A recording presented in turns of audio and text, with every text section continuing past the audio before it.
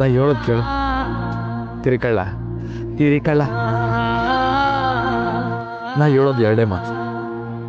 ಒಂದು ತಾಳ್ಮೆ ಇರಲಿ, ಇನ್ನೊಂದು ನಿರೀಕ್ಷೆ ಬೇಡ. ನಾವು ನಿರೀಕ್ಷೆ ಮಾಡ್ತಿರ್ತೀವಿ ಅವ್ರು ನಮ್ಮ ತವ ನಾಳೆ ಮಾತಾಡ್ತಾರೆ, ನಾಳೆ ಮಾತಾಡ್ತಾರೆ, ಇನ್ಯಾವತ್ತೋ ಮಾತಾಡ್ತಾರೆ ಅಂತ. ಆ ನಿರೀಕ್ಷೆ ನಮಗೆ ಗೊತ್ತಾಗ್ತಿದ್ವಿ ಅವ್ರ ಮ್ಯಾಕೆ ಏನೊಂಥರ ಒತ್ತಡ ಇರೋಂಗೈತೈತೆ. ಅದಕ್ಕೆ ಅದು ಬೇಡ.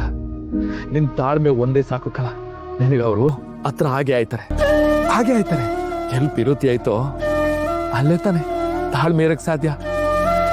ನಿನ್ನ ಕಣ್ಣಾಗೆ ಪಿರುತಿ ಎದ್ ಕಾಣ್ತೈತೆ ನೋಡ್ಲಾ. ಶುದ್ಧವಾಗಿರೋ ಪಿರುತಿ, ನಿಸ್ವಾರ್ಥ ಆಗಿರೋ ಪಿರುತಿನ ಆ ಮಕ್ಕಳವ ಯಾವತ್ತೂ ಸೋಲಕ್ ಬಿಡೋಕಿಲ್ಲ. ನಮ್ ಕೇಳ್ಕೊಳ್ಳ, ನಮ್ ಕೇಳ್ಕ.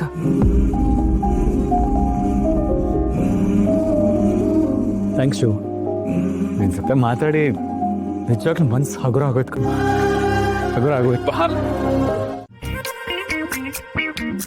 ಚಂದ್ರಿ, ಏಯ್ ಚಂದ್ರಿ, ಏನೇ ಬೆದ್ರಗೊಂಬೆ ತರ ನಿಂತ್ಕೊಂಡು ಏನ್ ನೋಡ್ತಿದ್ಯಾ? ಆದಿ ಅವರು ಮಕ್ಕಳ ಜೊತೆ ಎಷ್ಟು ಚೆನ್ನಾಗಿ ಆಟ ಆಡ್ತಿದ್ರಲ್ಲ, ಅದನ್ನೇ ನೋಡ್ಕೊಂಡು ನಿಂತಿದ್ದೆ ಅಮ್ಮ. ಸರಿ ತಗೋ, ಈ ಜ್ಯೂಸ್ ತಗೊಂಡೋಗಿ ಅಣ್ಣನಿಗೆ ಕೊಡು. ಬೆಳಗ್ಗೆಯಿಂದ ಓಡಾಡಿ ಸುಸ್ತಾಗಿರ್ತಾನೆ. ಅಣ್ಣನ? ಯಾರಮ್ಮ? ಇನ್ಯಾರೇ? ಆದಿ.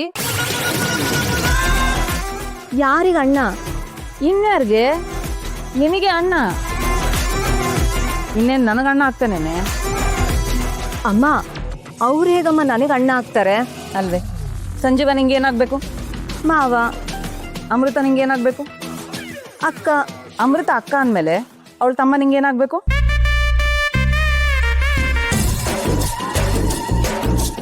ಅಮ್ಮ, ಈಗೇನು ಚೇಂಜ್ ಮಾಡೋಕ್ಕಾಗಲ್ವೇನಮ್ಮ? ಏಯ್, ಬೆಳಗ್ಗೆಯಿಂದ ಓಡಾಡಿ ನನ್ನ ತಲೆ ಸಿಡಿತಾ ಇದೆ. ಇವಾಗ ನೀನು ನನ್ನ ತಲೆ ತಿನ್ಬೇಡ, ಹೋಗಿ ಜ್ಯೂಸ್ ಕೊಡೆ. ಫ್ರೆಂಡ್ ಅಂತ ಹೇಳ್ಕೊಂಡ್ರಾ? ಹ್ಞೂ, ಮತ್ತೆ ಲಕ್ಕಿ ನೀನ್ ನನ್ನ ಬೆಸ್ಟ್ ಫ್ರೆಂಡ್. ಓಹೋ, ಮದ್ವೆ ಗಂಡು ಹೆಣ್ಣು ಇಬ್ರು ಬೆಸ್ಟ್ ಫ್ರೆಂಡ್ಸಾ ನಿಮ್ಗೆ? ಅದು basically I am a very friendly personality.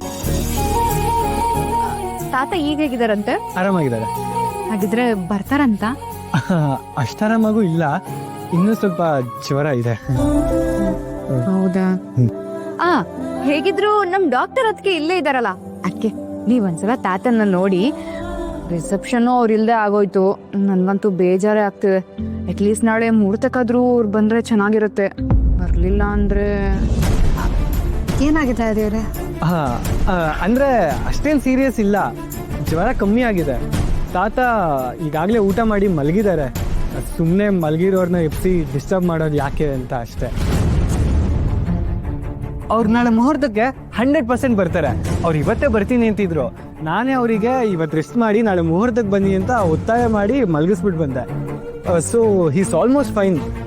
ನೀವಿಬ್ರು ಮಾತಾಡ್ತಾ ಇರಿ, ನಾನು ಗಂಡಿನ ಮನೆಯವ್ರಿಗೆ ಮಲಗಕ್ಕೆ ವ್ಯವಸ್ಥೆ ಮಾಡ್ಬೇಕಂತೆ, ಹೋಗಿ ಬರ್ತೀನಿ. ನಿಮ್ದು? ನಂದು ಆಗ್ಲೇ ಆಯ್ತು.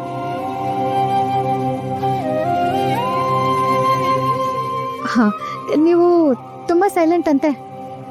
ನಾನಂತೂ ಹಂಗಲ್ಲಪ್ಪ, ಸಿಕ್ಕಾಪಟ್ಟೆ ಮಾತಾಡ್ತೀನಿ, ಪಟ್ ಪಟಾಕಿ ಥರ. ನಿಮ್ನ ಅಮ್ಮ ಅಂತ ಕರಿಬೋದಾ?